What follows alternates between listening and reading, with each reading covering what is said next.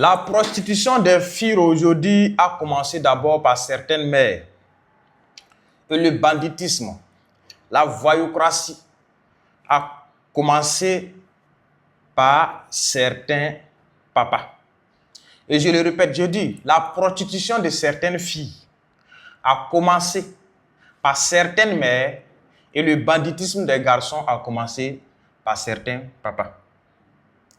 Je m'explique. Vous savez, rien ne se fait par hasard sur cette terre.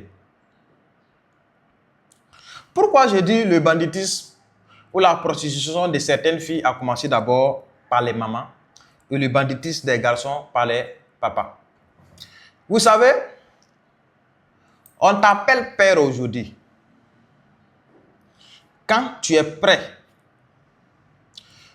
à mettre en sécurité tes enfants, à leur donner une bonne éducation, à les entretenir, à investir sur eux, afin qu'ils puissent grandir dans la sagesse pour être utiles à la société.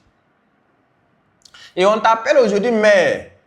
Ce n'est pas parce que tu as fait seulement l'enfant, mais on t'appelle mère parce que tu es prête à prendre tes responsabilités, à entretenir cet enfant, à lui donner une bonne éducation, afin que cet enfant grandisse dans la sagesse pour devenir utile à la société en fait. Mais pourquoi je dis aujourd'hui certaines filles, certaines prostituées sont devenues prostituées par les mamans et certains garçons sont devenus bandits par les papas. Vous savez, il y a une différence entre être père et être papa. Est-ce que vous comprenez? Il y a une différence que moi je dis, il y a une différence entre père et être papa. Tout le monde peut être papa, mais tout le monde ne peut pas être père. Tout le monde peut être maman, mais tout le monde ne peut pas être mère.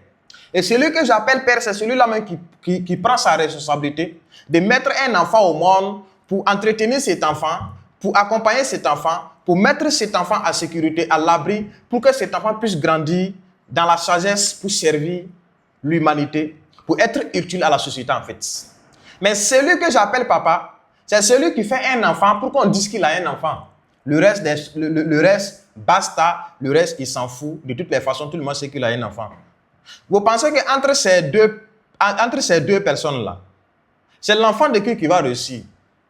Entre ces deux mères, la maman et la mère, celle qui est prête à prendre ses responsabilités pour entretenir sa fille, pour lui donner une bonne éducation, pour lui donner des vrais conseils, pour que cette fille puisse grandir dans la sagesse, avec celle qui est maman, qui fait seulement enfant pour faire. Entre ces deux personnes-là, c'est parmi qui ces enfants vont grandir dans la sagesse pour être utiles à la société. Imaginons voir un père, ou bien imaginons voir des parents qui décident aujourd'hui de mettre les enfants à l'école ou de mettre ces enfants dans un métier d'apprentissage comme ça. Et je vous parle avec des faits concrets, avec des exemples concrets, la réalité que nous traversons ici. Vous savez, la plupart des gens qui vont à l'école, nous, on a commencé dans la forêt. C'est même pas village. C'est-à-dire, on a commencé dans les forêts et pour aller dans les campagnes, il fallait parcourir des kilomètres pour aller fréquenter. Et c'est comme ça que nous avons débuté. Donc, la majorité des enfants qui vont à l'école ne restent pas forcément avec leurs parents, mais chez les tuteurs. Mais le rôle des papas, ce que j'appelle des papas, c'est quoi? Le fait qu'ils ont inscrit ces enfants à l'école, quel que soit c'est une fille ou bien un garçon, basta, c'est fini. Le reste, ils s'emballent le cuir. Les gars ne savent pas comment l'enfant se débrouille pour manger. Les gars ne savent pas comment l'enfant se débrouille pour se doucher. Les gars ne savent pas comment les enfants se débrouillent pour aller à l'école. De toutes les façons, leurs enfants sont à l'école. Qui paie scolarité? Basta. Qui les nourrit? Basta. Maison, de toutes les façons. Soit il y a mon oncle, il y a mon cousin, il y a l'ami de mon frère, ou bien tant qui est, voilà, donc mon enfant est avec lui. Vous pensez qu'avec cette manière-là, avec ce comportement-là, ton enfant deviendra quelqu'un dans la vie, utile dans la société? On suppose que c'est un garçon, ça vaut mieux. Pourquoi aujourd'hui je dis toujours la prostitution a commencé par les parents? Par certains parents, parce qu'il ne faut pas confondre tout le monde. Par certains parents irresponsables, il faut ajouter ça. On suppose qu'un garçon qui est conscient, lui et moi, il n'y a pas de problème. Arrivé à un moment donné, à un certain âge, il est mûr dans la tête, il peut aller faire des petites activités. S'il est conscient, hein, il peut aller faire les aides-maçons qu'on appelle manœuvrage. Oui, il peut aller aider les gens, il peut confectionner les briques, il fait tout faire pour pouvoir acheter ses savons. Il y a d'autres même qui arrivent même à payer leur scolarité. Pourquoi? Parce qu'ils ont pris la responsabilité de leur vie, de leur avenir. Mais supposons de l'autre côté une fille, une gamine, des adolescentes, que tu abandonnes, zéro entretien, zéro éducation, pas de sécurité. Comment une adolescente arrive à se nourrir, à s'habiller, à payer sa scolarité? Comment cette fille va se débrouiller pour devenir utile à la société? La fille finit par devenir prostituée par la force. La fille finit par devenir prostituée parce qu'elle traverse une réalité. Ça ne serait-ce qu'avec un simple 1000 francs, qu'un garçon va lui flatter, cette fille va se livrer. Parce qu'elle n'a pas de choix. Elle n'a pas de choix, ce n'est pas de sa faute.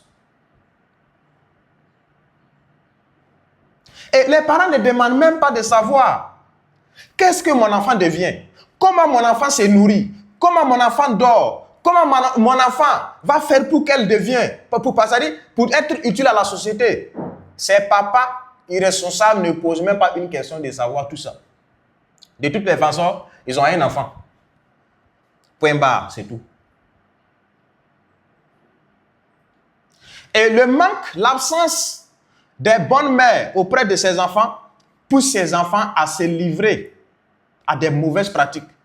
Et de l'autre côté, garçon, si ce n'est pas quelqu'un qui est un bataillant, c'est-à-dire que quelqu'un qui est un garçon courageux, la personne se lance dans la rue, commence à fréquenter des mauvais amis, à consommer n'importe quoi. Et cet enfant finit par devenir voyou, par devenir vraiment une charge. Cet enfant finit par devenir vraiment un problème pour la société. Pas de sécurité, pas d'éducation, pas de surveillance. L'enfant grandit quoi? Comment? Avec mentalité, avec des conseils de la rue.